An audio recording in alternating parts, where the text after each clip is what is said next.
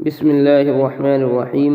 والثاني ما سنح لي وهو أن الكلية كما يصدق على واحد من أفراده يصدق على كثيرين من أفراده بصدق واحد، فمجموع الإنسان والفرس حيوان فله فصلان قريبان. لا يقال يلزم صدق العلة على المعلول المركب، لأنه مجموع المادية والصورية وهو محال، لأن الاستحالة ممنوعة، فإنه معلول واحد وعلل كثيرة، وكثرة جهات المعلولية لا تستلزم كثرة المعلولية حقيقة. اور دوسرا شک وہ ہے جو مجھ پر ظاہر ہوا، ما سنح لی جو مجھ پر ظاہر ہوا، یا میرے دل میں آیا، میرے خیال میں آیا، یہ بھی ترجمہ اس کا کر سکتے ہیں۔ اور وہ یہ ہے کہ کلی جیسے صادق آتی ہے اپنے افراد میں سے ایک پر، صادق آتی ہے اپنے بہت سارے افراد پر بھی، بصدق واحد یک بار، صدق واحد کے ساتھ یعنی یک بار۔ فمجموع الانسان والفرس حیوان، لہذا انسان اور فرس کا مجموعہ حیوان ہے، تو حیوان کے لیے دو فصل قریب ہیں۔ لا یقال، یہ اعتراض نہ کیا جائے کہ لازم آتا ہے علت کا صادق آنا معلول مرکب پر، لأنہ مجموع المادیت والصوریہ، اس لیے کہ وہ ضمیر کا مرجع معلول ہے یہاں پر، اس لیے کہ معلول مادہ اور صورت کا مجموعہ ہے اور یہ محال ہے۔ لأن الاستحالۃ، کیونکہ استحالہ ممنوع یعنی غیر مسلم ہے۔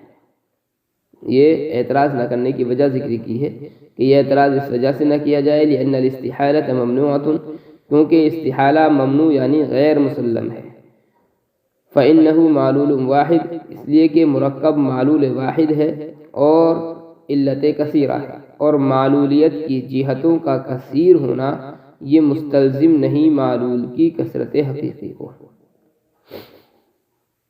والثانی ما سنح لی سے مقام فصل میں وارد ہونے والا یہ دوسرا اعتراض مصنف رحمۃ اللہ علیہ نے ذکر کیا ہے، اور پہلا جو اعتراض تھا وہ تو مصنف رحمۃ اللہ علیہ نے شفا سے نقل کر کے ذکر کیا تھا، اور یہ جو دوسرا اعتراض ہے مصنف رحمۃ اللہ علیہ فرماتے ہیں ما سنح لی، یہ خود میرے دل کے اندر آیا ہے، میں نے کہیں سے یہ اعتراض نقل نہیں کیا کسی دوسرے کا۔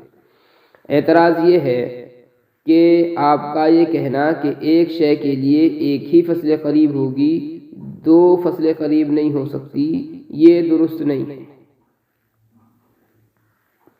اور یہ بات درست کیوں نہیں ہے؟ فرماتے ہیں کہ ایک شے کے لیے وہ دو فصل قریب بھی ہو سکتی ہیں۔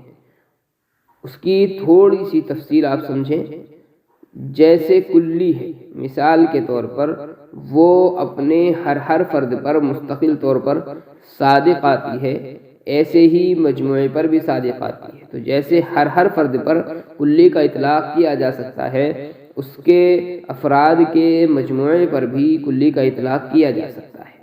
جیسے حیوان ہے مثال کے طور پر، انسان پر حیوان صادق آتا ہے، فرس پر اس پر بھی حیوان مستقل صادق آتا ہے، غنم پر ان پر بھی صادق آتا ہے۔ ہم ان کو ملا لیں، حیوان کو، فرس کو، غنم کو، تو جیسے حیوان انسان پر، فرس پر، غنم پر صادق آتا ہے، ویسے ہی ان کے مجموعے پر بھی صادق آئے گا۔ سمجھے آپ؟ جیسے حیوان اگر گھوڑے ہیں ان پر بھی حیوان صادق آئے گا، انسان ہیں ان پر بھی حیوان صادق آئے گا، غنم ہے ان پر بھی صادق آئے گا۔ تو یہ الگ الگ فرد ہو گئے، حیوان کا ایک فرد انسان، ایک فرد فرس، ایک فرد غنم ہو گیا۔ تو جس طریقے سے حیوان ہر فرد پر الگ الگ صادق آ رہا ہے، مستقل طور پر صادق آ رہا ہے، ہم ان کا مجموعہ اگر بنائیں تو ان کے مجموعے پر بھی حیوان صادق آئے گا۔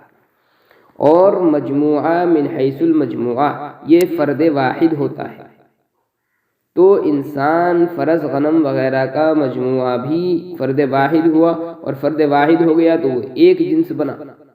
اب اگر ہم اس ایک جنس کے لیے، مجموعہ جو ایک جنس بنا، اس کے لیے اگر ہم فصل لائیں تو اب ایک فصل سے کام نہیں چلے گا بلکہ الگ الگ فصلیں لائی جائیں گی۔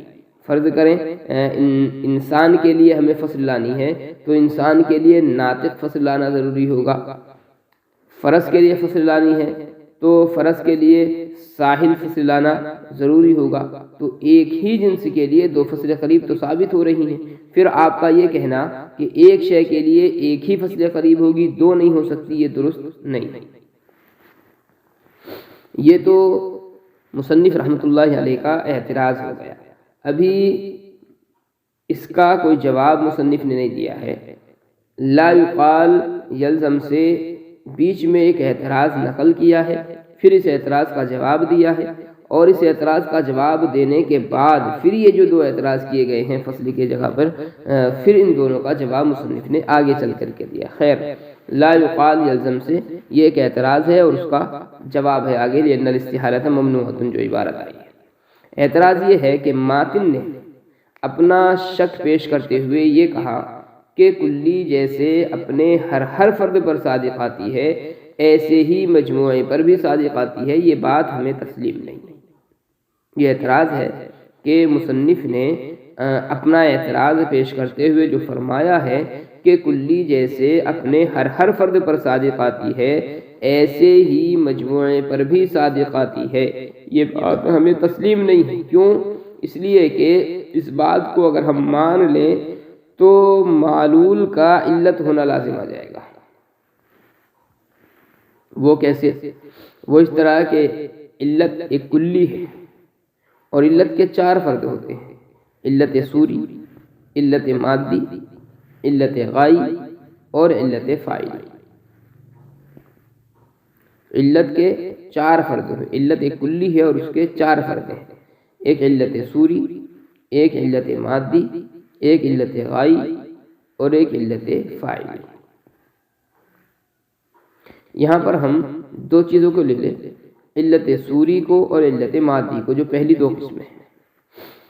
آپ کے کہنے کے مطابق جس طریقے سے علت صوری پر الگ صادق آتی ہے، علت مادی پر الگ صادق آتی ہے، ایسے ہی دونوں کے مجموعے پر بھی صادق آئے گی، اور جس پر علت صادق ہو وہ خود علت ہوتی ہے، جس پر علت صادق ہو وہ خود علت ہوتی ہے۔ تو اس لحاظ سے علت صوری اور علت مادی کا مجموعہ بھی علت ہوا، حالانکہ ان دونوں کا مجموعہ جو ہے علت صوری اور علت مادی کا مجموعہ وہ علت نہیں بنتا بلکہ معلول ہوتا ہے۔ علت ایک کلی ہے اور اس کے چار فرد ہوتے ہیں، ان میں سے ہم دو فرد کو لیتے ہیں، علت صوری کو اور علت مادی کو۔ آپ کے کہنے کے مطابق جس طریقے سے علت صوری پر علت کا اطلاق ہوتا ہے، علت مادی پر علت کا اطلاق ہوتا ہے الگ الگ، ایسے ہی ان دونوں کے مجموعے پر بھی اطلاق ہوگا، اور ظاہر بات ہے ان کے مجموعے پر علت کا اطلاق ہوا تو مجموعہ ان کا علت بنا، حالانکہ حقیقت یہ ہے کہ علت صوری اور علت مادی کا جو مجموعہ ہے وہ علت نہیں بنتا، وہ معلول بنتا ہے۔ تو آپ کے ضابطے سے معلول کا علت ہونا لازم آئے گا۔ لأن الاستحالۃ ممنوع سے مصنف رحمۃ اللہ علیہ نے اس اعتراض کا جواب دیا ہے کہ ہماری بات کی روشنی میں، ہمارے قول کی روشنی میں علت کا معلول پر صادق آنا لازم تو آتا ہے، جیسا کہ آپ ثابت کر رہے ہیں، اس کو آپ کا ثبوت جو ہے آپ کا ثابت کرنا بالکل صحیح ہے، تو ہمارے اعتراض کی روشنی میں یا ہمارے قول کی روشنی میں علت کا معلول پر صادق آنا لازم واقعی آتا ہے۔ لیکن آپ نے جو یہ کہا کہ یہ صدق جو ہے محال ہے، یہ صدق محال نہیں، علت کا معلول ہونا محال نہیں ہے۔ یہاں پر کیوں نہیں ہے علت کا معلول پر صادق آنا؟ وجہ اس کی یہ ہے کہ یہاں معلول کی دو حیثیتیں ہیں، ایک تو اس کی حیثیت ہے اجتماعی اور دوسرے حیثیت ہے انفرادی۔ یہ دو حیثیتیں ہیں معلول کی، اجتماعی اور انفرادی۔ علت صوری اور علت مادی کا مجموعے کا معلول ہونا، مجموعے کا معلول ہونا، جیسا کہ آپ نے کہا ہے کہ ان دونوں کا مجموعہ جو ہے وہ معلول کہلاتا ہے، یہ جو معلول ہے یہ وحدت اور اجتماع کے اعتبار سے ہے۔ علت صوری اور علت مادی کے مجموعے کا معلول ہونا یہ وحدت اور اجتماع کے اعتبار سے، یعنی جب دونوں میں اتحاد ہم مان لیتے ہیں، مجموعہ ان کا بناتے ہیں، تو پھر یہ معلول بن جاتا ہے۔ اور علت ہونا وہ کثرت کے لحاظ سے ہے، یعنی جب مجموعہ من حیث المجموعہ مراد ہوگا تو معلول بن جائے گا، اور جب علت صوری اور علت مادی ان دونوں کا الگ الگ ہم لحاظ کریں گے تو پھر یہ علت بن جائیں گی۔ تو چونکہ اعتبار بدل گیا ہے اور اعتبار کے بدلنے سے احکامات بدل جاتے ہیں، اس لیے یہ صدق جو ہے اگرچہ لازم آتا ہے لیکن یہ صدق محال نہیں ہے۔ وَكَثْرَةُ جِهَاتِ الْمَعْلُولیَّةِ سے مصنف رحمۃ اللہ علیہ نے ایک شبے کا ازالہ فرمایا ہے۔ یہ جو جواب دیا ہے مصنف رحمۃ اللہ علیہ نے اس اعتراض کا، اس جواب پر ایک شبہ پیدا ہوتا ہے، اس کا ازالہ مصنف رحمۃ اللہ علیہ نے وَكَثْرَةُ جِهَاتِ الْمَعْلُولیَّةِ سے دیا۔ شبہ یہ ہے کہ مذکورہ جو جواب ہے اس میں یہ بات کہی گئی ہے کہ علت ہونا یہ کثرت کے لحاظ سے ہے اور معلول ہونا وحدت کے اعتبار سے، تو یہاں پر ایک شبہ یہ ہوتا ہے کہ معلول جو ہے وہ تو واحد ہے، یہاں پر وحدت کے لحاظ سے چونکہ معلول ہونا ہے تو معلول واحد ہے، اور علت ہو گئی کثیر چونکہ علت ہونا کثرت کے لحاظ سے ہو گیا، اور معلول واحد پر علت کثیرہ کا توارد یہ درست نہیں ہوتا ہے۔ اس لیے ایسا نہیں ہو سکتا کہ معلول تو واحد ہو اور علت کثیر ہو جائے، بلکہ معلول میں بھی کثرت ہوگی اگر علت میں کثرت ہوگی۔ تو مصنف نے اس کا جواب دیا ہے کہ ہم نے جو یہ کہا کہ علت ہونا کثرت کے اعتبار سے ہے، یہاں پر علت کے کثیر ہونے کا یہ مطلب نہیں ہے کہ اس کی ذات کثیر ہو گئی علتوں کی، بلکہ مطلب یہ ہے کہ ذات کے اعتبار سے تو علت ایک ہی ہے، واحد ہی ہے، البتہ اس کی جہتیں مختلف ہیں، جہتیں کثیر ہیں۔